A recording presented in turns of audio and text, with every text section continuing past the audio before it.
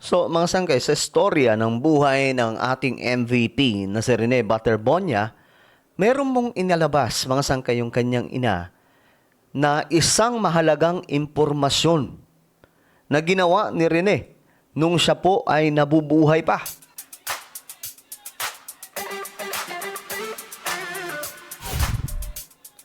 Okay, so magandang oras po sa inyong lahat. This is me. We are back dito sa ating YouTube channel. At ito pag-usapan po natin ngayon mga sangkay itong impormasyon, no? Tungkol po kay Rene Butterbonia. And we all know naman mga sangkay na maraming umiyak kay Rene. Hanggang ngayon mga sangkay, buong Pilipinas nagluluksa pa rin sa kanyang biglaang pagkawala sa ating mundo. No, at sayang na sayang mga sangkay kasi dapat magagamit pa po natin yung kanyang talento para iangat ang husay ng mga Pilipino. Pero ngayon nga mga sangkay, wala na po. Ngayon, ang naanay o ina ni Rene Butterbonia nagsalita po. May mahalagang impormasyon. Mga sangkay, may matinding paano ba? Sikreto ba? Well, pag-usapan po natin ngayon. Anyway, bago tayo magpatuloy, isubscribe nyo na po yung ating YouTube channel, okay? Para lagi kayong updated. Sa mga nanonood naman po sa Facebook, i-follow nyo po yung ating Facebook page. Okay, diretso po tayo mga sangkay. Kasi, eto. Ito yung malaking revelasyon ng ina ni Rene. Ayon po kasi dito, may nag-offer daw po dati. Yung bago po pumasok siya sa Ateneo, may nag-offer daw po ng 1.5 million para po kay Bobet o kay Rene Butterbonia. 1.5 million. Pero tinanggihan daw po ito ni Rene o ni Bobet. Para lamang po sa kanyang minamahal na Ateneo. Grabe, no? Mga sangkay, ganun katindi pala yung kanyang kalabisan o kumbaga, yun yung passion niya. Doon talaga siya maglalaro sa Ateneo. So, naku, marami na naman po ang iiyak ngayon mga sangkay dahil dito. Pero basahin nga po natin. Roveline Butterbonia, the mother of the late student athlete Rene Bobet Butterbonia, naghayag o naglabas ng impormasyon kung bakit daw po pinili ng kanyang anak ang Ateneo sa kabila ng, kumbaga may mga offers sa kanya, receiving more lucrative offers from other schools before his promising basketball career was tragically cut short dahil nga po sa nangyari doon po sa Dipak Kulao, Aurora. No? At para po sa inyong kaalaman, mga sangkay, marami ang humaharap ngayon sa kaso.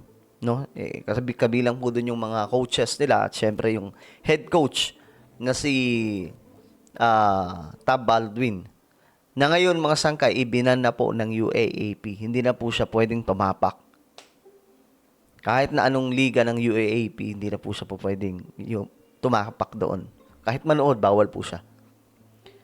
Speaking on Tony Talks, Roveline shared that several schools pursued Rene during his high school recruitment. Grabe, no? Marami na palang scout sa kanya kasi magaling nga pong bata.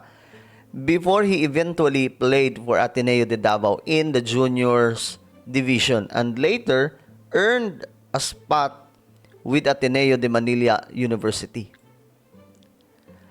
Sabi ni Ma'am Roveline, San Beda, Lasal, San Sebastian, UP, kung bibilangin ko lahat ng mga eskwelahan. So, iyan po yung mga nag-offer sa kanya. Grabe, no? So, malaking privilege pala ito dapat for Ateneo kasi yun po ang pinili ni Rene Butterbonia.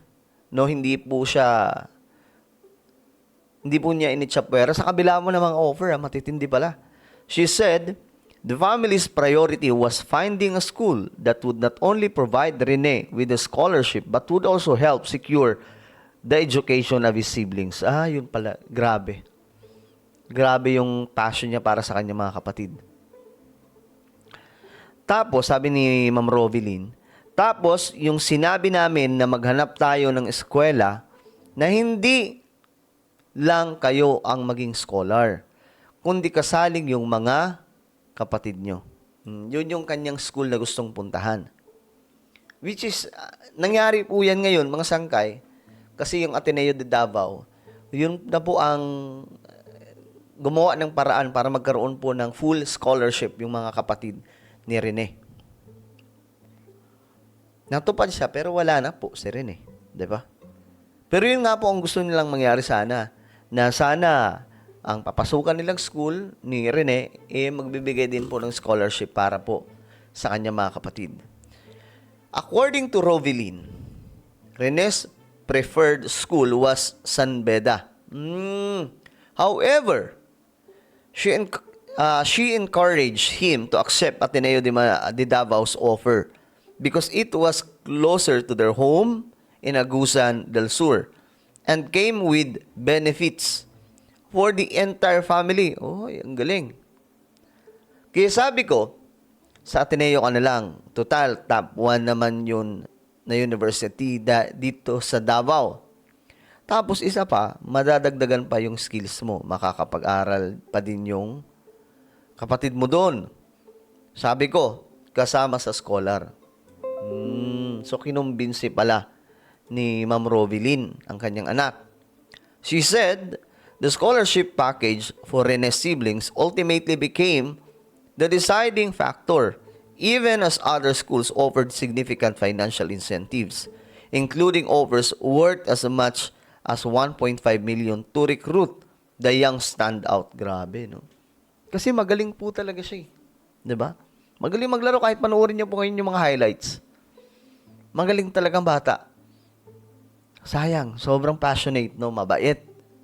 Mapagmahal sa pamilya, mga sangkay. Talagang sayang po talaga. Ewan ko ba, kaila Coach Tab.